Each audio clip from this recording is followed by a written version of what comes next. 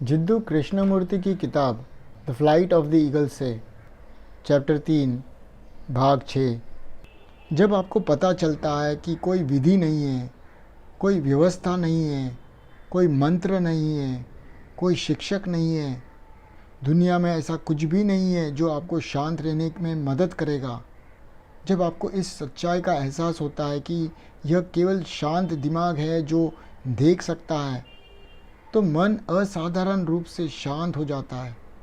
यह खतरे को देखने और उसे टालने जैसा है। उसी तरह यह देखना कि मन पूरी तरह से शांत होना चाहिए, मन शांत हो जाता है। अब शांति की गुणवत्ता या क्वालिटी ऑफ साइलेंस मायने रखती है।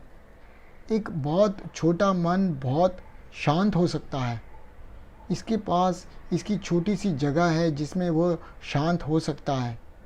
वह छोटी सी जगह अपनी थोड़ी सी शांति के साथ सबसे घातक चीज़ है, और आप जानते हैं कि यह क्या है। लेकिन एक मन जिसके पास वह असीम जगह है और वैराग्य है, उस शांति का कोई केंद्र नहीं है, मैं या पर्यवेक्षक के रूप में। और इस तरह का मन काफ़ी अलग होता है। उस मौन में कोई पर्यवेक्षक नहीं होता है। मौन की उस गुणवत्ता में व्यापक स्थान है। यह सीमा के बिना है और तीव्रता से सक्रिय है। उस मौन की गतिविधि उस आत्म केंद्रित गतिविधि से पूरी तरह अलग है।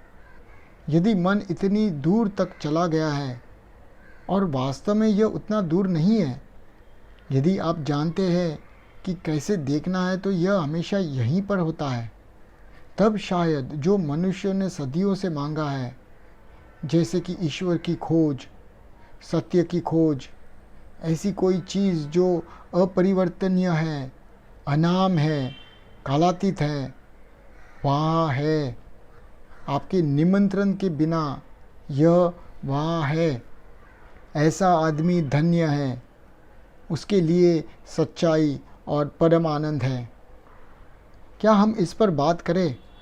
सवाल पूछें? आप मुझसे कह सकते हैं, दैनिक जीवन में इन सभी चीज़ों का मूल्य क्या है? मुझे जीना है, कार्यालय जाना है, परिवार है, बॉस है, प्रतियोगिता है, यह सब का उसके साथ क्या लेना देना है? क्या आप यह सवाल नहीं पूछेंगे? यदि आप इसे पूछते हैं, तो आपने आज सुबह जो कहा गया है उसका पालन नहीं किया है। ध्यान दैनिक जीवन से कुछ अलग नहीं है। एक कमरे के कोने में जाकर और 10 मिनट के लिए ध्यान मत करो, फिर उससे बाहर आने के बाद एक कसाई बनो। दोनों रूपक और वास्तव में, मेटाफोरिकली और एक्चुअली, ध्यान सबसे गंभीर चीज़ों में से एक है।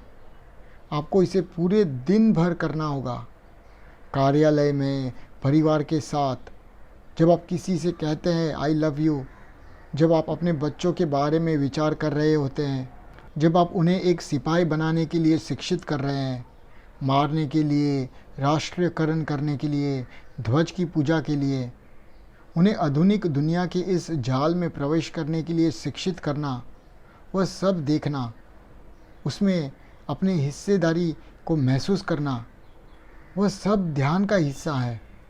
और जब आप इस तरह से ध्यान करेंगे, तो आप इसमें एक असाधारण सुंदरता पाएंगे। हर क्षण में आप सही चीज़ करेंगे, और यदि आप किसी दिए गए क्षण में सही तरीके से कार्य नहीं करते तो कोई बात नहीं, आप इसे फिर से उठा लेंगे। आप अफसोस करने में समय बर्बाद नहीं करेंगे।